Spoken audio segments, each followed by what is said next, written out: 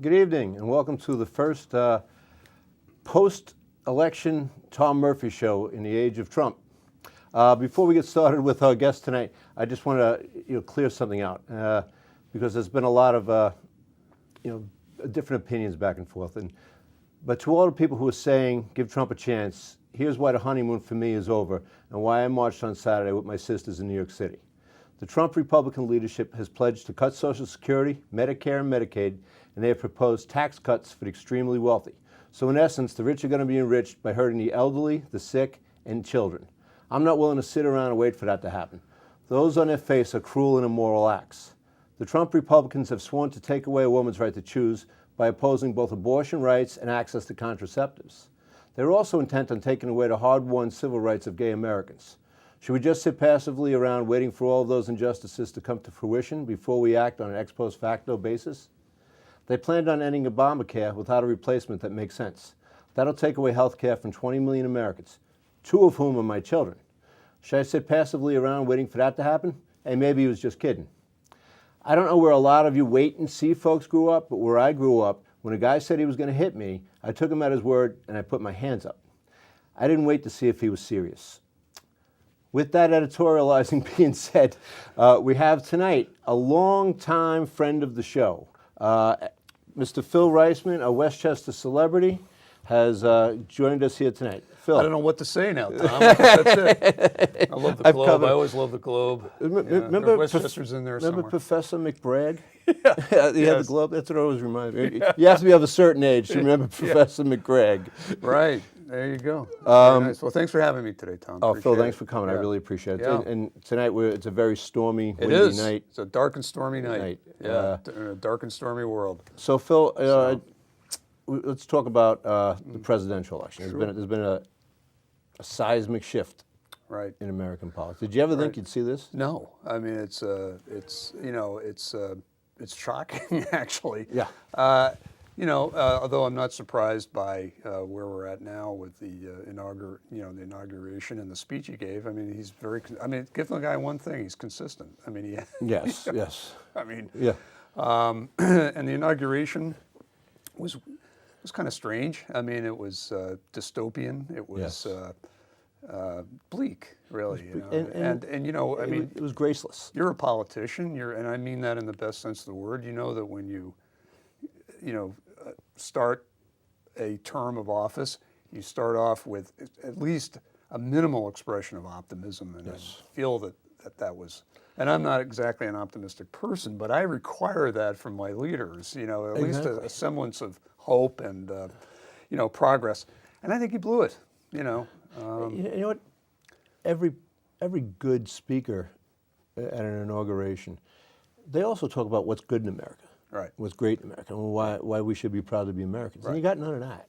Yeah. And whether you're Republican, or Democrat, or Independent, that's something that, he had a chance to unite us. He did. I'm not saying that would have been successful because I think there are people, I tend to be more in the center on things, and I think there are people that just don't want him to succeed also.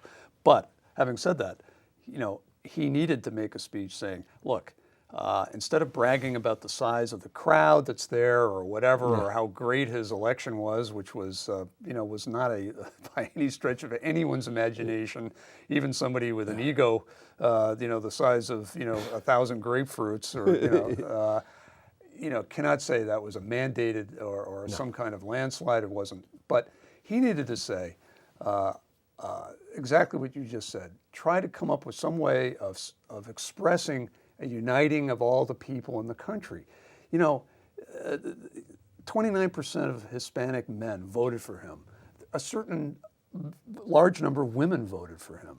He should say, I want to build on this to include everyone in these categories who didn't vote for me, and say something to that this is a country where it's not just white men over here and black women over here and gay Americans over here. Everybody's related. Exactly. Those guys that voted for him that everybody says, oh, it's just all unemployed white guys. They have wives, they have daughters, and they have relatives who might not be, heterosexual, and all of those people are connected. We're all connected, whether we like it or not. Yeah, and I just want to touch on one thing, and because a lot of times people on my side Right. of the fence will say, "Oh, everybody who voted for him is a racist," and I don't believe that, because I know a lot of guys that voted for him. Right. And it's not taking into account I don't believe the it either. absolute anger. I would think that every racist probably voted for him, but not everybody who voted for him is a racist. Well, he gave. Let's put it this way: he gave succor to Yeah. to the some nasty elements in our society. right. What's his name? Spencer. Yeah. Robert Spencer. I The forget guy his who name. got Yeah, slaughtered got sucker punched in Washington, Which isn't right either. Hey, listen, no, it's not. But I'll tell you something: you lead with your chin, expect to get, Yeah, every once. Yep. I mean, as a matter of fact, I was thinking on my way over here, Tom. I was thinking, that, and this is an outrageous thing, and I'm going to tell your audience that I think dueling ought to come back. Because if you're going to say stuff, back it up. Yeah. I mean, Yep. I don't think Trump would be president if dueling was still an accepted way of hammering out differences among men or women. Pull for out that the matter. glove and. Yeah. Yeah, I mean, everybody's comparing this guy to Andrew Jackson, when Andrew Jackson became president because, his positions are, revolutionary and they're different and he's anti-establishment, just like Andrew Jackson was, in many respects. But Jackson fought or was challenged or was involved in somewhere or another about 100 duels. Yeah. And I'll tell you, I would have to expect that all those little tweets out there insulting people's wives or, or Awful stuff. whatever, Yeah. if somebody threw the gauntlet down on Trump, what would you think he would do? I You think he would say, "Oh, sure, I'll meet you in I'll meet you where Hamilton had his duel with Burr." I'm going to hire somebody to meet you there. That's right. That's right. Hold him while I hit him. I'm working on this duel concept as something that maybe is something from America's past that might make America great again. I don't know. I don't advocate violence. Don't. No, I know. We can't. Send your letters to Tom. So We'll work this out. But honestly, it's just, you know what? We're both men of middle age, and we've been around for a long time. You're being kind to me. And I've had presidents that I disagreed with. I had presidents that I voted for, and then I didn't agree with. But I never had a president where I felt like this guy doesn't know how the government works. Well, I mean, it's clear he doesn't. And it's not that we haven't had presidents in the past who never held elective office. I mean, Eisenhower, General Grant. But those guys prosecuted wars. Yes. And in the case of Eisenhower, he had to deal with General de Gaulle, which is about Yes, exactly. And Churchill. Talk about politics and Churchill when he was sober. Yes, and a lot of other people, and so he was an administrative general, and he was a great general, and he became a pretty good president, and Grant followed Andrew Johnson, who was a disaster, and General Grant, and tried to follow the template that was laid out by Lincoln to bring Reconstruction. Reconstruction, and the freed black the former slaves into benefiting from the 13th and 14th Amendments. He tried to do all those things. Yeah. This is a guy that's come in and he's basically saying everything before me has led to this wasteland of a country, and he's standing up there with all these other presidents from different parties. Yep. And and he doesn't know. I agree. I don't think he knows what he's talking about. Let's get the facts for a second. It belies the facts. Right. Crime isn't what crime was. No. Crime has gone down all across the country. Right. I grew up in New York City in the 70s and the 80s where, you could wait 20 minutes for a police officer when you were in trouble. Right. And that's not the case anymore. Right. The economy, while we had a real bad thing happen 8 years ago, it's not doing bad. Right. I understand people are suffering, but it's not like, we have soup kitchens. No, and there are people that are hurting out there. There's no doubt about it. But I don't see. That's what's so weird and contradictory about it. Who is he? I mean, is he really? Who is he concerned about in particular? I mean, is it just people that worked in the Rust Belt? I don't get it. And I don't believe he's really concerned about them at the end of the day. Anyway. Well, but you know what? I do understand though. Those folks in the Rust Belt and the old industries. They had a job They worked hard at the job. Right. They expected that their children would have a better life than them. Right. And now they're looking at it and they're looking at the kids and they're saying, "Where's this kid going to work? You know, Well, how are they going to have a better life?" Than I think that's part of what needs to be said. Yes. And the Democrats did an awful job well, they did an awful job of not appealing to those folks. No, that used to be their base. It used to be, yes. Union workers. Yep. You're in a union. Yes, You're I a am. Democrat.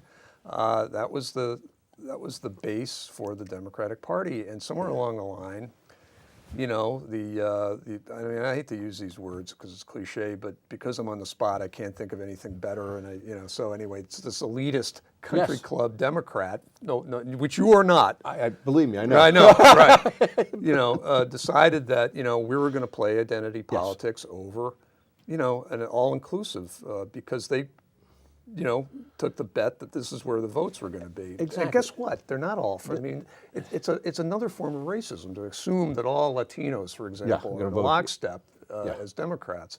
Whereas what you just said, Tom, is people want to believe that not only are they going to advance, it's not just jobs, it's jobs that are going to help them move up, and then their kids go up on the next level behind them.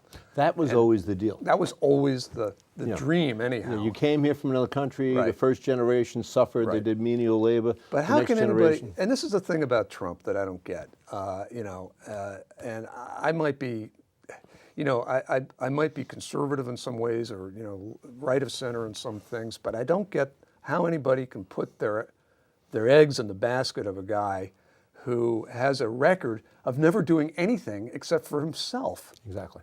That's what I don't get. Now, what makes anybody believe that he's going to change and be something other than he's always been? Yeah. I mean, if people think being a cutthroat businessman and screwing people out of things is the American way, well, that's great. But what makes them think he's going to, at this point, and I'll be the first one to say, hey, if he pulls it off, that's great.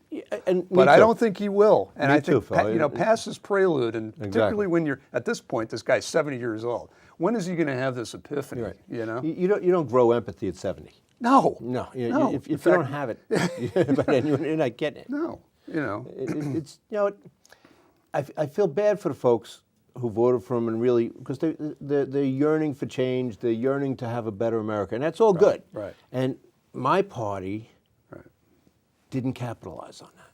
Right. I'll be upfront. I supported Bernie because I was looking to change things in my party. Yeah, I know. I remember we had a long talk about this. We had a long talk, and then I supported Hillary because I thought, she's not nuts. Well, maybe not the same way. No, not in the same way. Yeah, right. But it was hard to do it enthusiastically. Yeah. And I get into arguments with my fellow Democrats about this, some of whom really love Hillary Clinton, and I understand that. And there's, that's a valid viewpoint. It's just not one that I hold. But when you know you're going to run for president, and let's face it, it wasn't a surprise to her. She didn't wake up one morning and say, I think, she. Yeah. And you take $250,000 from Goldman Sachs. Yeah. Well, that was a Did problem. you think it wasn't going to be an issue? Yeah. Because I'll tell you what, guys I work with would say that to me. Yeah.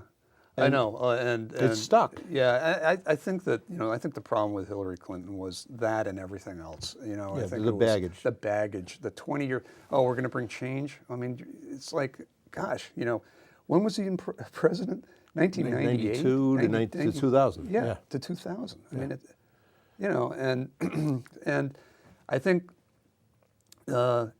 She gave the impression, and Americans are stubborn people. If they think somebody wants something so badly, they go, "You can't have it." And I think there's a certain amount of truth to that. And I think at the end of the day, in my opinion, she probably could have been a good president. She's not. She's obviously not a stupid woman. She's a very smart woman, and she might have done a decent job. Right. But the Democrats didn't look at her and say, these are extremely bad negatives and positives. Yeah. And you might argue it why that is, but it is.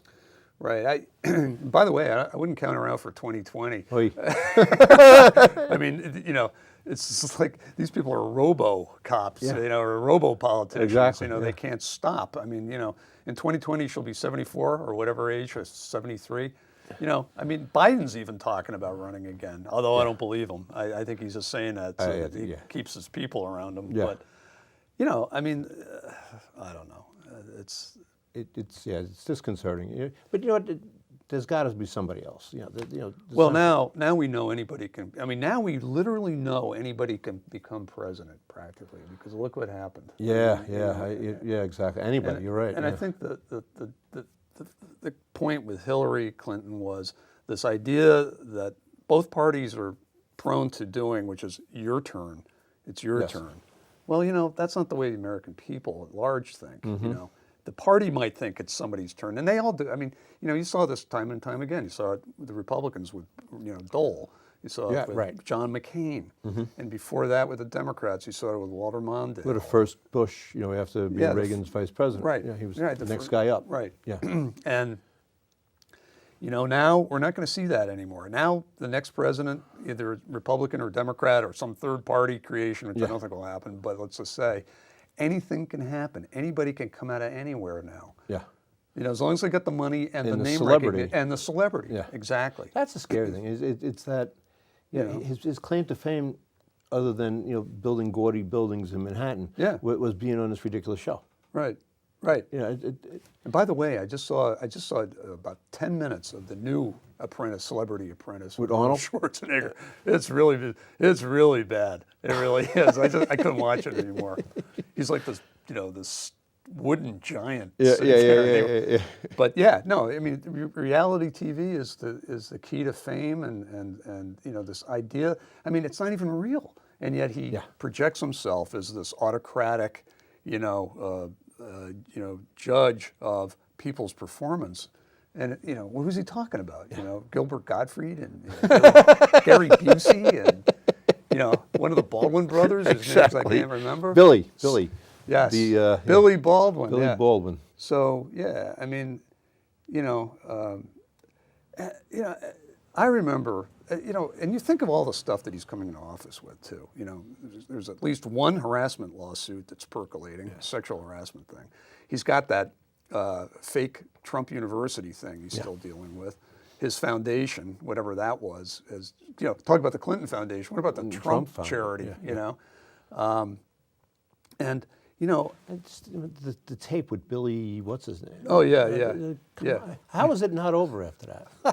That's what I never got. Or when he, and I don't care what he says, when he mocked the reporter who had a disability. Yeah. How is it not over? Well, here you go. Now we're back to my idea of dueling again. Yeah. I mean, these things could all be settled with just, just kidding. But no, I mean, it's bizarre, actually. Yeah. I mean, we live in we live in a time where there's no sense, seriously speaking here, there's no sense of honor or civility or, I guess normal, behavior. Yeah. And anything goes. And, things are settled, in this Facebook, Twitter age, which is sort of, it's like the open street, it's the cyber space equivalent of Dodge City. Yeah, exactly. Guns blazing, man, anything goes. And you never have to see the guy, and there's... And that's the remarkable thing about Trump is it didn't matter, no matter what he did or said. It didn't matter. When it tells you the level of anger, though. It really does. Yes. I mean, it tells you, else, Yeah. how fed up people are for whatever reason. And yet it doesn't, as we said at the outset of the show, Tom, it doesn't seem to match necessarily the reality across the board. Of life, yes. Which is not to say that there aren't people out there who are really in serious trouble and feel neglected and forgotten. That's an absolute truth. Yes. However, we live in pretty good times.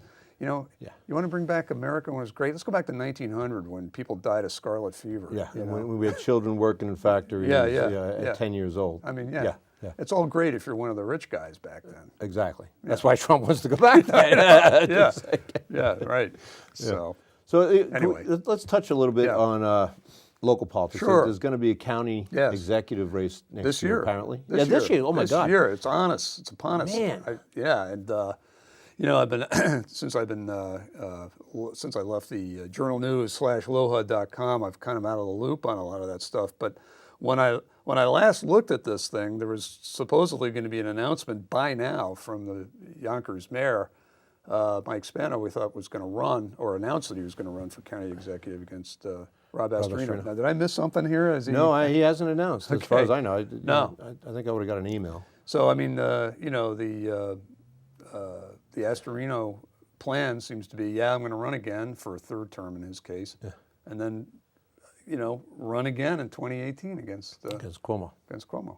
Yeah, But we'll see what happens. What's catching up to him now is Yeah. you know, all these years of not raising taxes, which was kind of like a shell game because he's borrowing money, and you know, I think the chickens might come home to roost. You know, trying to sell the airport and selling the airport, selling the bridge. Yeah, you should sell the Tappan Zee Bridge. Wait a minute. You know, it's not even finished yet. Well, listen, I mean, he succeeded so far. Yeah, he has. You know, and you know, the remarkable thing about Rob Astorino is that it doesn't seem to matter what the enrollment is in Westchester because he's won 2 elections fairly handily in a county where, you know, Republicans are clearly the minority. Yeah, it's almost 2 to 1. It's almost 2 to 1. But you know, the other thing I've noticed, I'm sure you have too, is that for the first time, this is the first year where the small I independents, the non-affiliated voters, have exceeded the number of Republicans. Yes. Now, it's nowhere near yet how much the Democrats have, but the rate of growth, I think, is faster on that. And that's an interesting phenomenon. Yeah, too. than it is with the Democrats. So even though the Democrats are way ahead of everybody still, there is a fulminating, I've had it with these parties. Yeah, and I can understand that. Yeah. But what happens too in odd-numbered year election is that the turnout is just so low. Right. Well, he benefits from that. Oh, without a doubt. Because Republicans are more they come out and committed voters. They're committed. They come. I mean, the numbers show it. Yep. That and that's to their credit. You know, right. And this is a problem. The Democrats, without a doubt, they're going to have to look at. Because they just don't. You're right. They just don't get the turnout for the city council meetings or the. The village in the village of Mamaroneck here, the mayoral and deputy mayor position are up in odd-numbered years, and you know, people always say, well, "What happens in odd-numbered years? Well, why can't? Who are these people that don't vote?" I said, "Well, I know exactly who they are." Right. You know, who? I said, "Democrats." Right. You know, they're Democrats, and you know, and this is a problem they're going to have on the. We saw it in this last election, in the presidential election, because they get the turnout. Yeah. They got the turnout. Hillary won the popular vote. Yeah. Where did she win the popular vote? In Democratic states, where, you know, it doesn't matter, you know, it doesn't, it's not going to win her the electoral election. So. You know, you've heard about this 270 thing? Oh, is this the movement to get rid of enough states would commit, no matter who won in there. Oh, yes. To well, that's over with now, isn't it? I mean, no, but this is like something you have to have your legislator pass the law. Oh, okay. And so anytime, you know, they want to get a number of states that adds up to 270, and no matter who your state voted for, you'd vote for the winner of the electoral college, not the winner of the popular vote. Oh, okay. So. Well, hey, listen, this is the first time somebody, you know, lost the popular, or you know, lost the popular vote and won the election. So, you know, I mean, I don't know how I feel about it. Yeah, they keep changing the rules on us, man. I don't know. You know? Yeah, well, the rules suck. Well, I mean, I think that's an easy way of sort of subverting, I think, the demographic problem. But, you know, I mean, if the Democrats really want to, they had to go back. They should have won this election. They should have won the election. They should go back to their roots and find out all those people that felt left out. You're right. Do the hard work. You're absolutely right, Phil. You know, stop trying to rig it. I mean, you know, I spent 2 months arguing with union members about why this is a bad decision for you. Right. And what did they say? You know, a lot of it had to do with, you know, this I think, mistaken belief that, you know, illegal immigrants are taking our jobs. Right. And, you know, he's going to stop that. Because first of all, I don't believe he's going to stop that. I don't believe he really cares about our jobs. Yeah. But at the end of the day, you know, it's a lot of blue-collar jobs are being lost to automation and to technology change. No, when I came in the elevator business, you got 12 weeks to put in an escalator. Right. From start to finish. Right. Now it's 2. Right. And it's not that, it's just there's so many things that come pre-wired, pre-set up that you used to have to do yourself. Actually, it was more fun. You were a better mechanic because you had to do all this yourself. Yeah. But now it's, it's plug and play. You drop it in, you do a few things, bang, you're done. Right. And you can't tell them, let's go back to the Stone Age, I'm going to forge everything myself and, we're going to, because it is what it is. Automation is automation. Yeah. And, we've lost a lot of work from that. Well, I think my sense of, I'm not smart enough or know enough, really, to know how much of the toothpaste is out of the tube and, or not.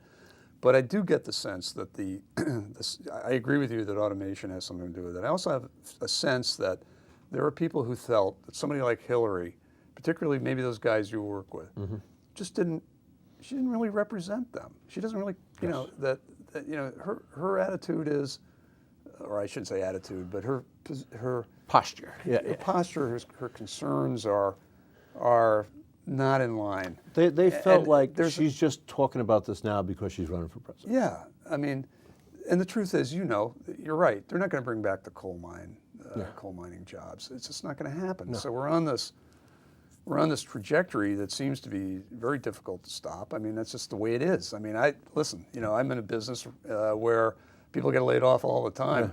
And I never had to get my hands dirty or risk my life doing it, except maybe driving in the rain, to get to a fire or something. You went to some bad city council meetings in Yonkers and stuff. Well, somebody once, actually I got shoved up against the wall once. That's about the most dangerous thing. But I didn't have to worry about a coal mine coming down on me. Right. But the point is that there are different industries that are going through convulsions, and it's what do you do with particularly people who still have, are in a stage of life where they have to put food on the table and they have to pay their mortgage or their rent or all of that kind of stuff. And a 45, 50-year-old person still has kids, still have parents to take care of. And it just didn't seem like there was enough empathy coming that way. But here's my thing about I think there's a sense out there that the globalization created a kind of a sense where the people that are running the companies and corporations, you probably will agree with me on this one, that they're not based in the United States. The profits go outside. The profits go outside. Yeah. Their patriotism, if that's what it is, seems to be non-existent. No. So they capitalize on this. They do. Yeah. Phil, this has been a great conversation. We're over. I've been told our time is up. Oh my gosh. There's two guys who could really talk. Well, we really solved the world's problems, didn't we?